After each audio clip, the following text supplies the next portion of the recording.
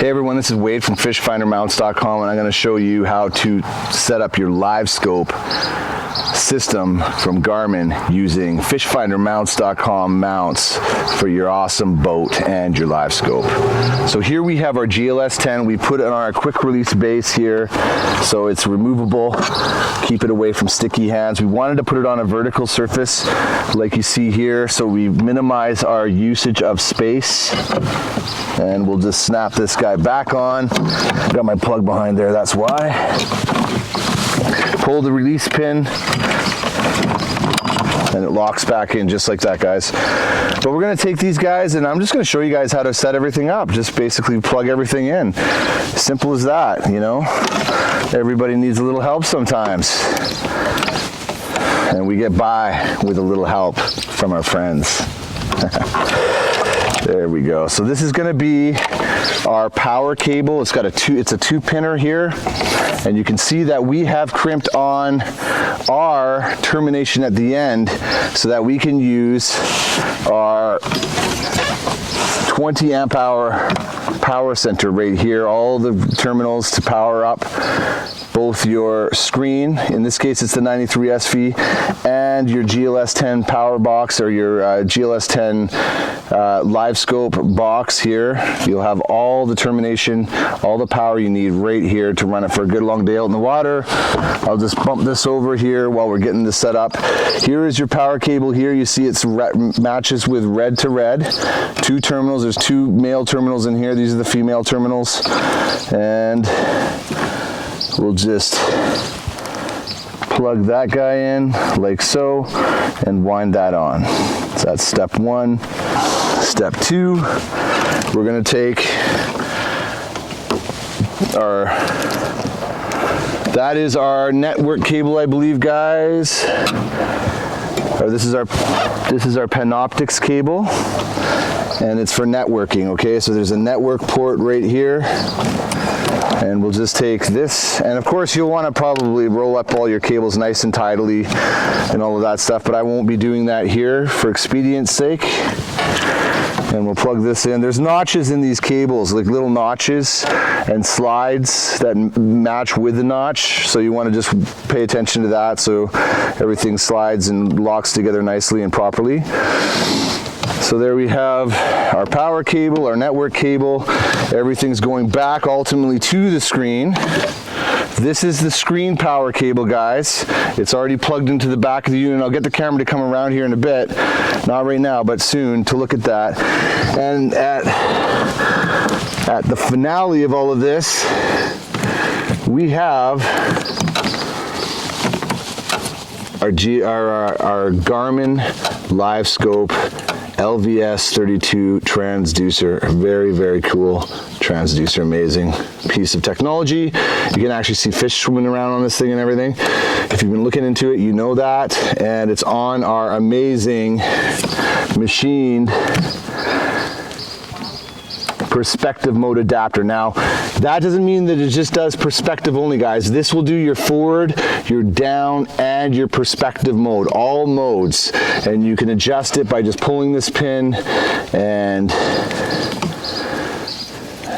actually what we want to do is loosen off the wing nut back here a little bit, pull this pin, and it can lock into different spots. You shouldn't need to, by the way, you don't have to actually loosen off the wing nut. I just did it just there, just now. You can do that just to adjust how tight it all is together. Once you get it to that perfect setting, you don't need to keep doing that. So again, you can just see how it locks in nicely, like so. Really cool stuff. And of course, that'll go on the end of our Gen 2 poles, or the end of our Gen 3 pole system by screwing in just like so, just like that. Just screw it together like a pool cue. So we're just going to plug in our LVS32 transducer. I'm going to just take our transducer cable and XDCR, that's the transducer port. It's pretty obvious to tell because it's the only one that's that big in this whole setup. And then we'll tighten that guy on as well. So there we have it. Our GLS-10 box is all set up, and all that we have left to do now, folks, is to get our transducer on to the end of one of our amazing pull and beam mounting systems. We are going to be using our Gen3 Livesonar pull and beam mount kit here in this next part of this video, so stay tuned, folks. So we have got to the spot that we want to set up our Livescope into the water, like get our LVS32 transducer into the water. So we have our Gen3 receiver block up here, and we've got 4 riser blocks. Each of these riser blocks are 2 inches high. They're solid machined aluminum, and they're just fantastic. Great quality. And then we've got our footing plate here. So we installed this when we were back at home here, and we kind of mapped everything out and really figured out how we wanted this to work, and then installed the base right down in. We've got our footing plate here where we've driven our screws through the deck, and then underneath we've got wing nuts that have clamped everything together really nice and solid. So what we're going to do is we need to get the transducer onto a pole and out. So here we have our 10-inch beam, we call it. It really gives you 11 inches, and what that means is from the outside of the receiver block here, if the camera has a look at that, to the inside of the pole that's going to be sticking out of here. So I'll show you guys that in a sec. From fishfindermounts.com, this is our 10-inch beam Gen3, and we're just going to take this and get it set up in there and locked in. Now it's locked in. You can take this and you can spin it sideways this way. You can spin it sideways this way. You can spin it upside down, whatever your heart's delight is. And of course you can take it right out. You can put it back in backwards. Whatever you want to do, you can do it with this mount. It's fantastic. So we have our LVS32 transducer here with the fishfindermounts.com perspective mode adapter. It does all modes, by the way, guys, down, forward, and perspective, not just perspective, and it is amazing. It's fantastic adapter. Just amazing. So we've got that there, and we are going to build our pull system. And this guy here, we've already put our ring on because we've actually put this together before. This is our depth setting ring. We call it our shaft collar clamp. Goes around the pole, and once you find that depth that you like your transducer to be sitting at, you tighten that down and it will ride nicely on top of your what we call our split clamp here, okay guys? That holds your down pull, your down rod, down pull, whatever you want to call it, okay? So we've got that. We're going to add a 12-inch piece here as well. So this is the Gen3 system from fishfindermounts.com, the Gen3 pull and beam mount kit. You can get this at fishfindermounts.com under shop at the top left corner of our website. Shop, go to shop, and then once you're at shop, you would choose Livesonar mounts, and you'll be able to see the Gen3. It's at the top left, I believe, at this time of that page, the top left corner. You can get the Gen3 Livesonar pull and beam mount kit. Just amazing stuff. And we're going to take this guy here and we'll screw that in there. By the way, this screw here that's in here this is for Gen 2.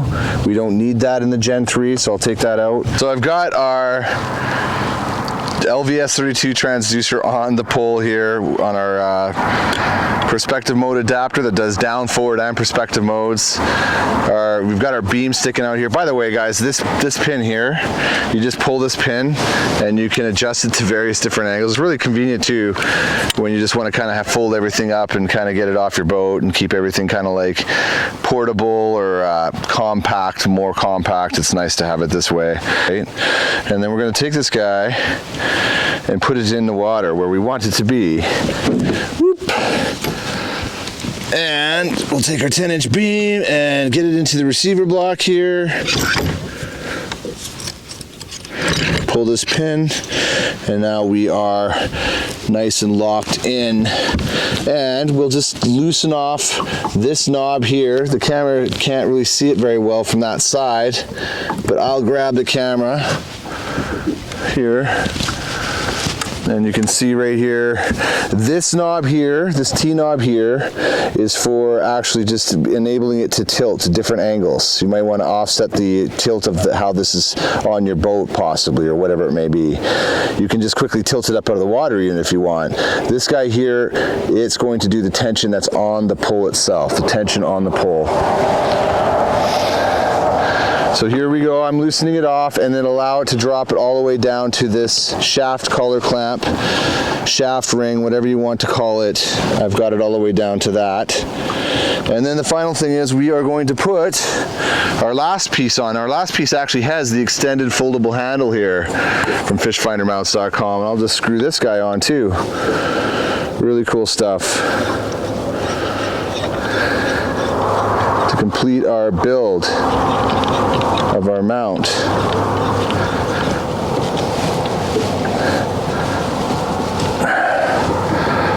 And then I'll loosen this off because it's going to ride on that ring. I'll adjust my handle here and put it at whatever angle I like it to be at, or you like it to be at, whatever it is. And we'll take the handle and I think we'll put it at the very top of the mount.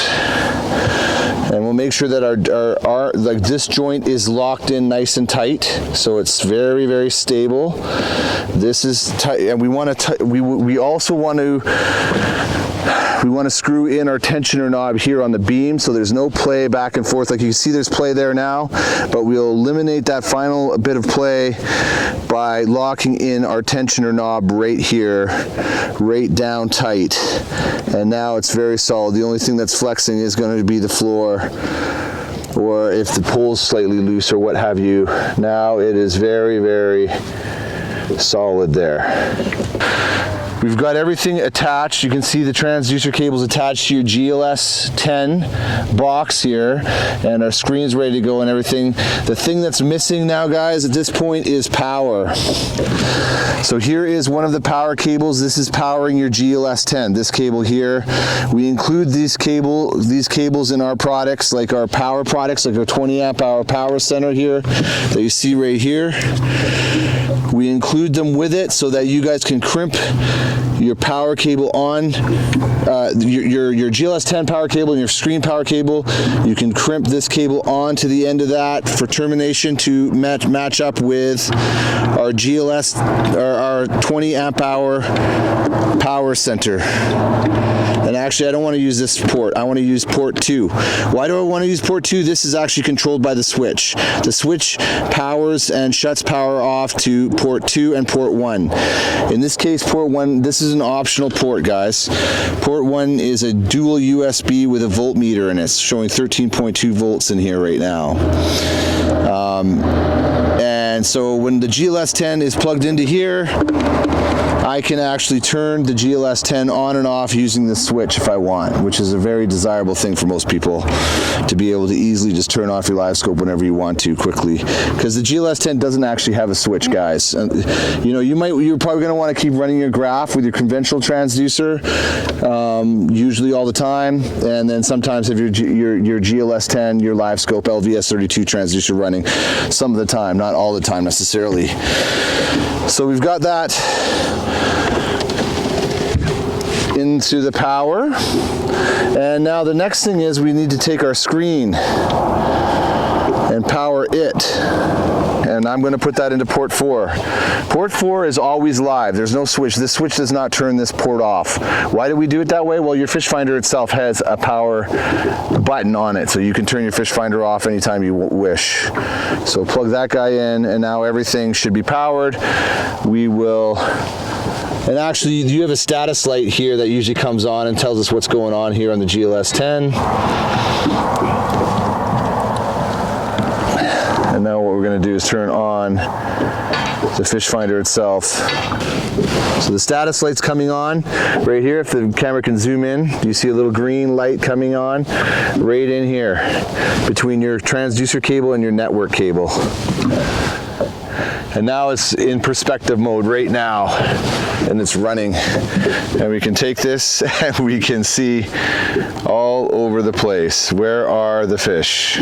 Now see, guys, a lot of guys right now, if the camera can, I'm gonna take this guy on my pedestal mount, And I'm going to loosen it off right here, and I'm going to slide it all the way up to the top so I can get it nice and close to my face. Right, like so. And we'll just tilt the screen up here. So now I'm right here in my station of Livesonar, my Livesonar station. I love this. Look at this, guys. Look at this. And here we have our Livesonar right now. We're scanning around, seeing what's going on.